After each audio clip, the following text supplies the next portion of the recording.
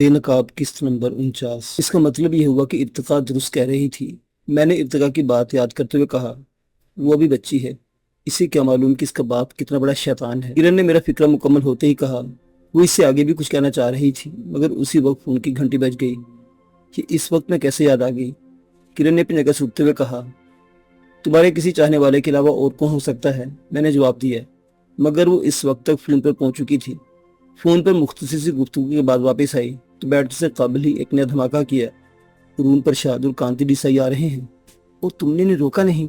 मेरी बौखलाहट की वजह अरुण प्रसाद से ज्यादा कांति था, जिसका सामना मैं किरण के घर पर नहीं करना चाहता था। आ रहे हैं का मतलब यही है कि मैंने इन्हें आने की इजाजत दे दी है। किरण ने जवाब दिया, हर शख्स को मैंने तुम्हारी तरह इजाजत नहीं दे रखी कि वो मुंह उठाए चला आए। दीगर लोगों की जरूरी है कि वो पहले फोन करें और अगर मैं मुनासिब समझूंगी तो आने की इजाजत दूंगी, वरना नहीं। इसकी शख्सियत का हर बार एक नया पहलू सामने आता था, मगर मैं इनसे यहाँ नहीं मिलना चाहता। मैंने अपनी मजबूरी बताते हुए कहा, जबकि जिन मामलात पर अरुण प्रसाद तुमसे बात करना चाहता होगा उसके लिए इससे महफूज जगह तुम्हारे पास हिंदुस्तान तो क्या पूरी दुनिया में नहीं होगी। तुम समझती क्यों नहीं? मैं कांति के सामने तुम जमाने से जितना डरोगे, जमाना तुम्हें इतना ही डराएगा। किरण ने एक बार फिर मेरे कोच के फराइज अंजाम देने शुरू कर दिए थे। तुम समझती नहीं हो, अगर कांति ने कोई उल्टी सीधी बात फैला दी, इसकी हिम्मत तो कांति के वालिद साहब भी नहीं कर सकते। किरण ने मेरा फिक्रा दरमियानी से उचक लिया था। मेरा नाम किरण है समझे, और कांति जैसे लोग मुझे अच्छी तरह जानते हैं। इसकी आवाज में एक रोब था, जैसे इसे अपनी बात पर मुकम्मल एतमाद हो। और आप भी कहीं अरुण प्रसाद की मौजूदगी में ये ना कह दीजिएगा कि आपने कोई फोन नहीं किया। इसने अपने तौर पर यह फर्ज कर लिया था कि मैं कांति वगैरह से वही मुलाकात करूंगा। किरण, आप समझ नहीं रही, मैंने आखिरकार जिस होते हुए कहा। मैं सब समझ रही हूँ, जो काम कल होना है इसे आज ही हो जाना चाहिए। इसके लहजे में पूरी कतियत मौजूद थी। मेरे पास अब इसके सिवा कोई रास्ता नहीं रह गया था कि मैं इसकी बात पर अमल करूं। इस गैर मामूली मेहरबानी की वजह मालूम कर सकता हूं? वो भी मालूम हो जाएगी, फिलहाल जल्दी क्या है? इसने मुस्कुराते हुए मेरे और अपने सामने से गिलास उठाते हुए कहा, जो काम कल होना है वो आज ही हो जाए तो क्या हर्ज है? मैंने इसका फिक्रा इसी को लौटाते हुए कहा और वो हंस पड़ी। जितनी तेजी से वो रंग बदलती थी वो इसी का खासा था। अभी चंद लम्हे पहले इसकी आंखों से अपनी कहानी सुनाते हुए दुख जैसे झलक रहा था, अब वो खिलखिलाकर हंस रही थी।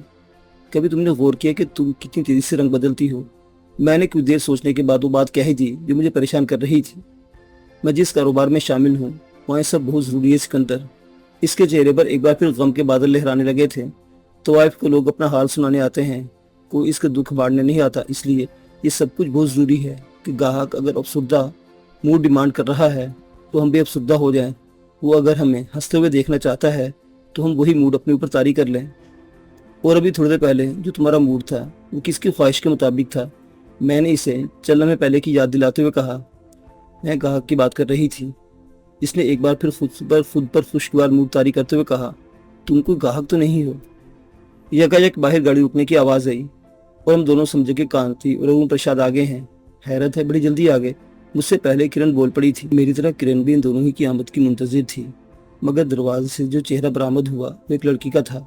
20 से 21 साल की इस लड़की का ताल्लुक किरण के अड्डे ही से था, क्योंकि इसने कमरे में दाखिल होते ही इसे मैडम कहकर मुखातिब किया था। मुझे आपसे बहुत जरूरी बात करनी है, इसने किरण को मुखातिब करते हुए कहा था। मेरी मौजूदगी शायद इसे खुलकर गुफ्तगू करने से रोक रही थी, इसलिए वो तखलिया चाहती थी। इससे पहले तुम ये बताओ कि तुम अपनी जगह से बगैर बुलवाए यहाँ क्यों आई हो? किरण के लहजे में भीड़ी किसी गुर्राहट मौजूद थी। मेरी मौजूदगी में वो पहली बार अपने अड्डे से वाबस्ता किसी लड़की से मुखातिब थी। मैडम, आप मेरी बात सुन लें, और अगर ये महसूस करें कि मैंने हुक्म उदूली की है तो जो चाहे सजा दे लें। लड़की ने घिघियाते हुए कहा कि तुमसे ये नहीं कहा गया था कि चाहे कैसे भी हालात हों तुम यहाँ बगैर बुलवाए नहीं आओगी? किरण की आवाज़ में वही सफाकी अब तक मौजूद थी। जी, कहा गया था। लड़की की आवाज़ खौफ से कांप रही थी। इसके बावजूद तुम्हारी यहाँ मौजूदगी को क्या कहा जाए? किरण का लहजा सख्त से सख्तर होता चला जा रहा था। लड़की पर इस तरह की दहशत तारी थी कि वो जवाब में कुछ भी कहने के काबिल नहीं रही थी। मैं तुम्हारे जवाब की मुंतजिर हूँ। किरण की आवाज़ एक बार फिर गूंजी। मुझे माफ़ कर दे मैडम, लेकिन हालात कुछ इस तरह के हो गए थे कि मुझे आपकी छत के सिवा और कहीं भी अपने लिए पनाह की गुंजाइश नजर नहीं आई थी। इसकी आवाज़ कांप रही थी और आंखों से आंसू जारी थे। क्या हुआ था? किरण ने सवाल के इस बार इसका लहजा निस्बतन नरम था। वो लोग जहाँ आपने हमें भेजा था आपस में लड़ पड़े थे, और भी उनमें से एक ने फायरिंग कर दी और इसके बाद हिचकियाँ लेने लगी। क्या कोई मर गया था?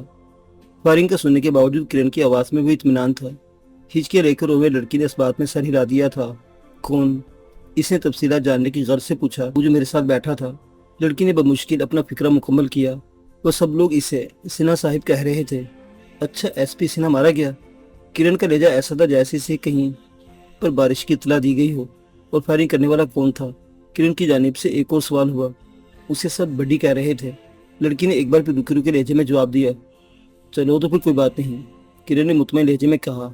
इसका बाप इतना बड़ा आदमी है कि इस केस को देख लेगा। इसका फिक्रा मुकम्मल हुआ तो मैं हैरत से इसका चेहरा देखने लगा। शराब व शबाब की एक महफिल में झगड़ा हो गया था जिसकी कम अज कम एक आदमी मारा जरूर गया था। और किरण पुलिस के एक आला ओहदेदार के कातिल पर नहायत इत्मीनान से तबसरा कर रही थी कि कातिल का बाप बहुत बड़ा आदमी है, वो इसे बचा लेगा, तुम मेरे साथ आओ।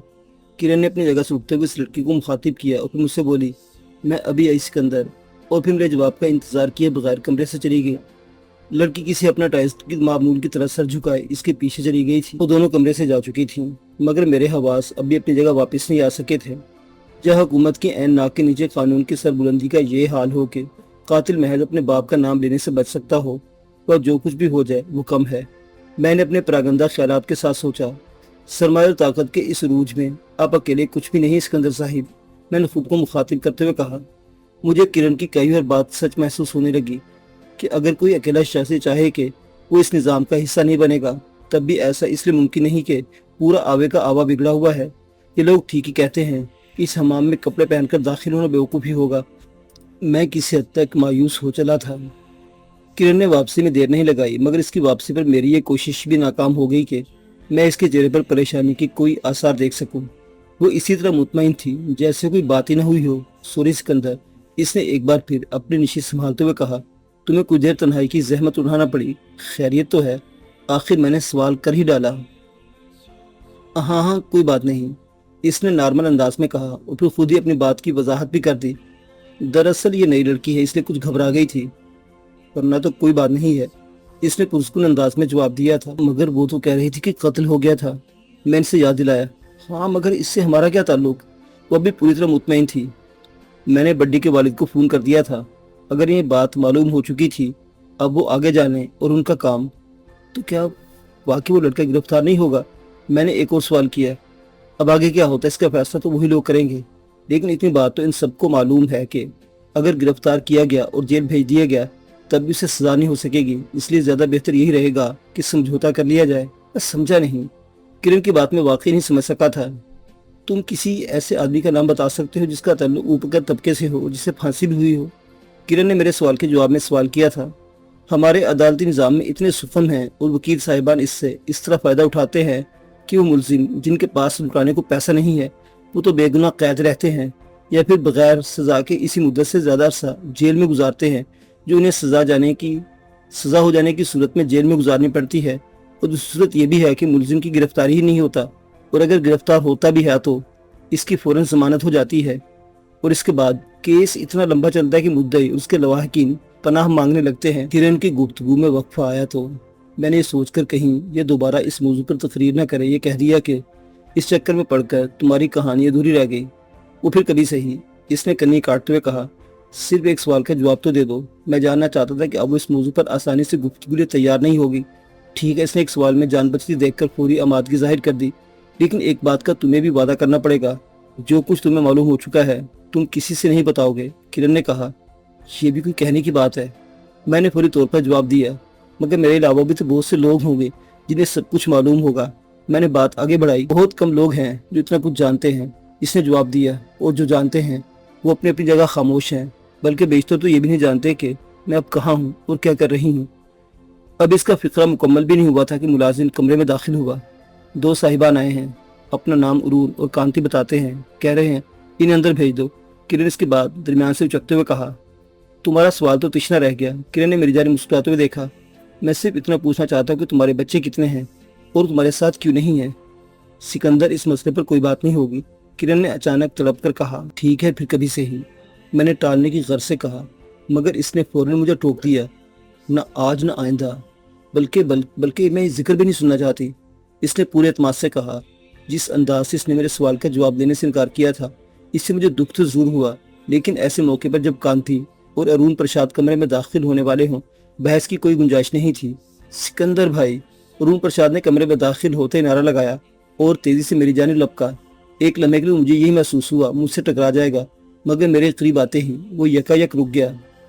आपका ये एहसान मैं जिंदगी भर याद रखूंगा, इसने मखसूस हिंदुआना स्टाइल से मेरे सामने हाथ जोड़ते हुए कहा। फौरी तौर पर तो मेरा दिल चाहा कि मैं इससे कह दूं कि इस पूरे वाक़े से मेरा कोई ताल्लुक नहीं, मगर ये सोचकर खामोश हो गया कि अगर मुफ्त में कोई मेरा एहसानमंद हो रहा है तो इसमें हर्ज ही क्या है। आप बैठे तो सही। मैं और किरण इन्हें देखते ही अपनी जगह से उठ खड़े हुए थे। किरण इनका इस्तकबाल करने इस तरह बाहर नहीं गई थी जिस तरह वो मेरे और देव जी के लिए आई थी। आज अपने अरुण जी बहुत खुश हैं, किरण ने टुकड़ा लगाया। सच कह रहा हूँ मैडम, जब मैं हर जानिब से मायूस हो गया था तब मुझे ये खुशी मिली है, इसने किरण की जानिब पलटते हुए कहा था। ऐसे वक्त में जब मेरे अपने खून ने मुझे पहचानने से इनकार कर दिया था, सिकंदर साहिब ने मुझ पर इतना बड़ा एहसान किया है कि मैं क्या बताऊं। वो ये तमाम गुफ्तगू खड़े खड़े ही कर रहा था, बल्कि आज तो मुझसे पुलिस के हुकाम ने भी कह दिया था कि इन पर दबाव इतना ज्यादा है कि अगर कल तक कुछ नहीं हो सका तो मुझे गिरफ्तार करने पर मजबूर हो जाएंगे। आपकी गिरफ्तारी के लिए इन पर दबाव कौन डाल रहा था? मैंने कुछ न समझते हुए कहा। मुझे तो दरअसल असल केस ही मालूम नहीं था, मगर ज़्यादा हैरत की बात वो थी जो मैंने इस वक्त कही थी।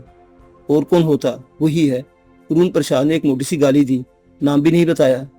उसका कोई नाम भी है या नाम अभी नहीं रखा गया? मैंने अरुण प्रसाद की हालत से मजे लेते हुए इसे छेड़ा। आपका वजीर इत्तलात। अरुण प्रसाद ने बुरा सा मुंह बनाते हुए अब भी नाम लेने से गुरेज किया। उसकी आपसे क्या दुश्मनी हो गई? मैंने हैरत से सवाल किया। मेरे पास इसके आदमी आए थे कि अगर आपने 5 लाख रुपए नजीर अडवाणी साहिब आपको गिरफ्तार करवा देंगे।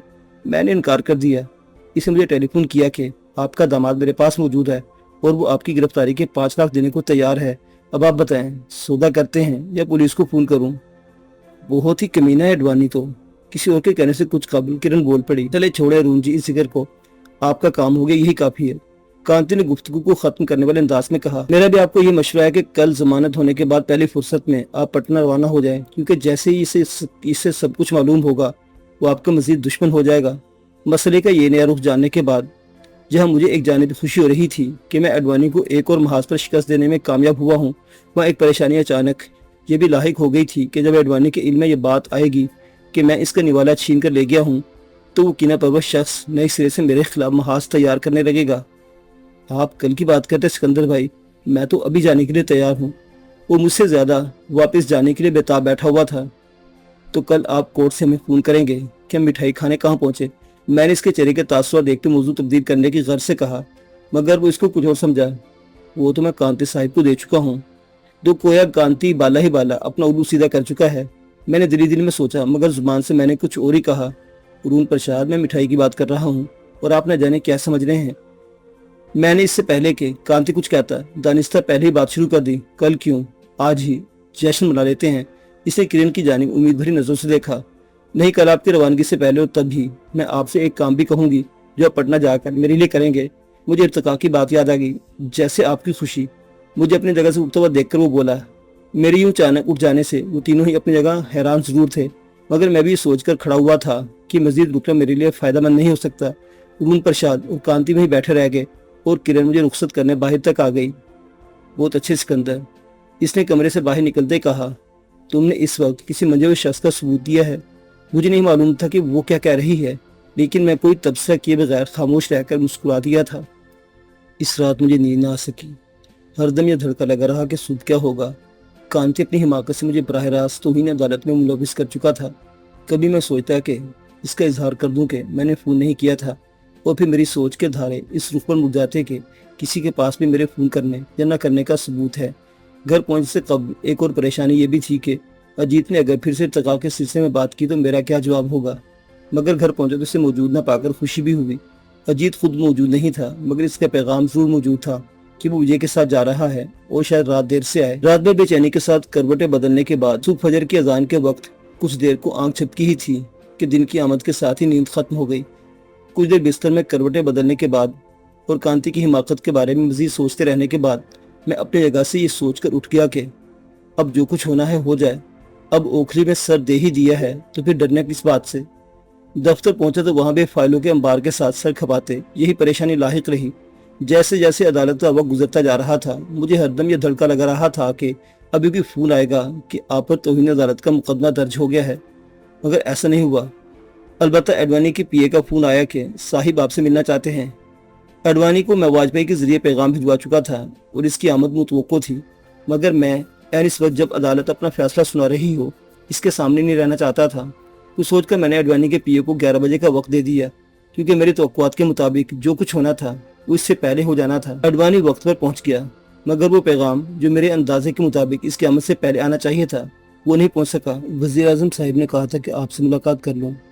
इसने दफ्तर में दाखिल होते झूठ से इब्तदा करते हुए कहा, जबकि हकीकत ये थी कि मिराज जी इससे ये बात इसलिए नहीं कह सकते थे कि जब तक मुसविदा मुकम्मल नहीं होता इससे कुछ कहना फजूल था, और बिल का मुसविदा इस रोज़ मुझे मौसूल होना था। कायदे की रूह से मुझे इससे इस मौका पर नहीं बुलवाना चाहिए था, लेकिन मैंने महज इसलिए कि मैं इसे एक ज़हनी सदमा देना चाहता था बुलवा लिया था। कुछ लोग ऐसे होते हैं जो बिला ज़रूरत भी झूठ बोलते हैं। इन मौक़ों पर भी जब झूठ बोलने की कोई ज़रूरत नहीं होती वो सच से भी काम चला जा सकता है। वो अपनी फितरत से मजबूर होकर झूठ बोलते हैं, और झूठ भी ऐसा कि फ़ौरन ही पकड़ा जाए, मगर चूंकि अपनी आदत से मजबूर होते इसलिए इन्हें ये एहसास नहीं होता कि इनकी ये मामूली झूठ इनकी शख्सियत के क्या तासुर देते हैं। अडवाणी का शुमार भी ऐसे अफराद में होता है जो झूठ बोले बगैर नहीं रह सकते, चाहे इसकी वहाँ ज़रूरत हो या नहीं। मैंने इसलिए बुलवाया था कि आप ये मुसविदा पढ़ लें, और अगर इस सिलसिले में आपके ज़हन में मज़ीद कुछ तजावीज़ हो तो बता दें, ताकि इनका इजाफा कर लिया जाए, क्योंकि ये बिल आप ही की वजारत से मुतल्लिक है और असम्बली में आप ही को पेश करना है। मैंने इसके सामने वजारत कानून से आई हुई फाइल रखते हुए कहा था। साथ ही मैंने इस पर यह भी जाहिर कर दिया था कि वो मुझसे वज़ीर-ए-आज़म के हुक्म के तहत नहीं बल्कि मेरे तलब करने पर मिल रहा है। ठीक है, मैं ये फ़ाइल ले जाता हूँ। और फिर इसने फ़ाइल उठाकर इसकी इब्तदाई सफ़ों का मुताला शुरू कर दिया।